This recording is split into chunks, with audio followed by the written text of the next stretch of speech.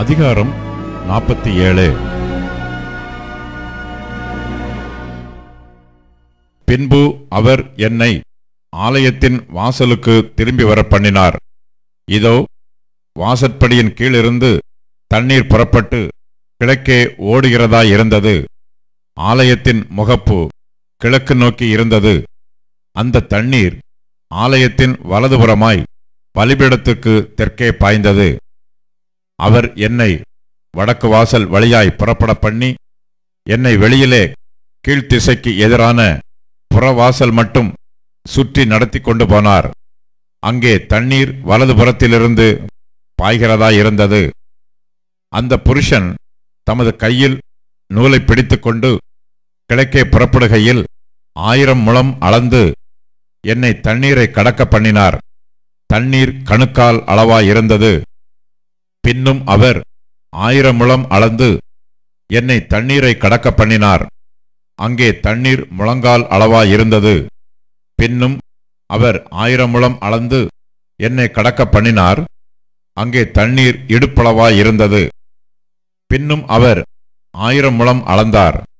அங்கே அது நான் கடக்கக்கூடாத நதியாயிருந்தது.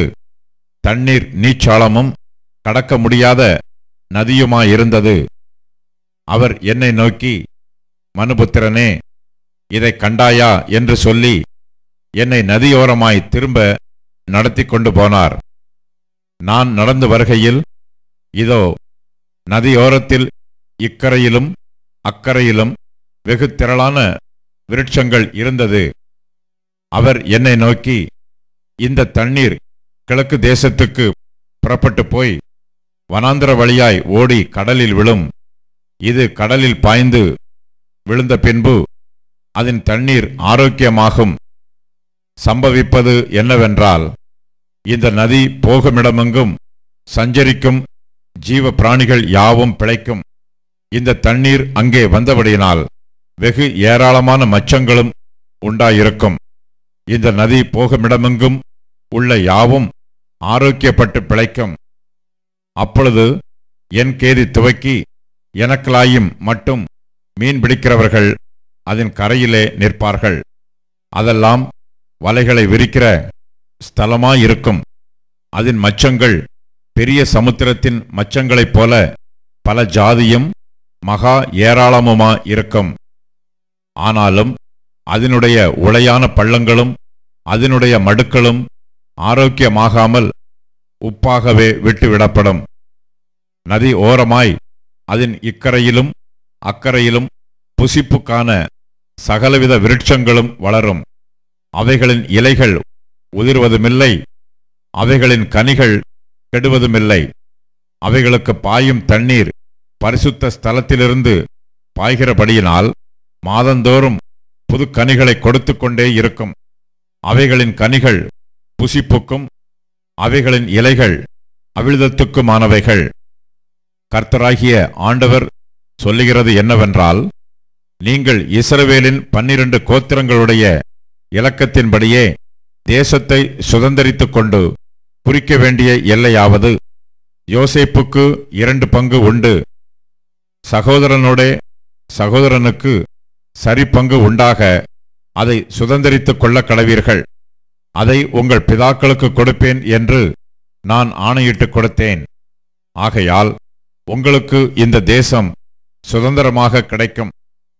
தேசத்தின் எல்லையாவது, வடபுறம் பெரிய சமுத்திரம் துவக்கி சேதாதுக்கு போகிற எத்லோன் வழியாய் இருக்கிற ஆமாத்தும் பேரத்தாவும், தமஸ்குவின் எல்லைக்கும் ஆமாத்தின் எல்லைக்கும் நடுவான சிப்ராயிமும், ஆப்ரானின் எல்லையோட சேர்ந்த ஆத்சார் ஆத்திகோனுமானது.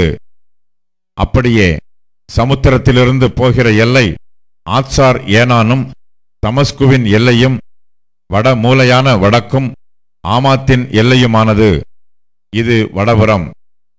கீழ்ப்புறத்தை ஆப்ரானுக்கும் தமஸ்குவுக்கும் நடுவாகவும், கீலேயாத்துக்கும் யோர்தானின் ஓரமான இஸ்ரவேல் தேசத்துக்கும் நடுவாகவும் கீழ்கடல் மட்டும் இருக்கும் எல்லையாய் அழைப்பீர்களாக. இது கீழ்ப்புறம்.